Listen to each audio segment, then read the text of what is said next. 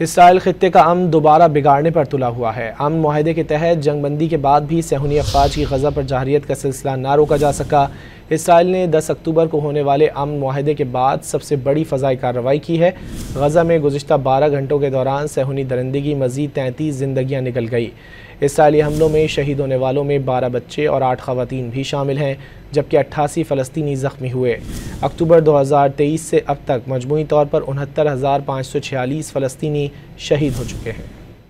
Israel खित्ते का अमन दोबारा बिगाड़ने पर तुला हुआ है। अमन मुआहदे के तहत जंगबंदी के बाद भी सहूनी अफवाज की गज़ा पर जारियत का सिलसिला ना रोका जा सका। इसराइल ने 10 अक्टूबर को होने वाले अमन मुआहदे के बाद सबसे बड़ी फ़ज़ाई कार्रवाई की है। गज़ा में गुज़िश्ता 12 घंटों के दौरान सहूनी दरिंदगी मज़ीद 33 ज़िंदगियाँ निकल गई। इसराइली हमलों में शहीद होने वालों में 12 बच्चे और 8 ख़वातीन भी शामिल हैं, जबकि 88 फ़लस्तीनी ज़ख्मी हुए। अक्टूबर 2023 से अब तक मजमूई तौर पर 69,546 फ़लस्तीनी शहीद हो चुके हैं।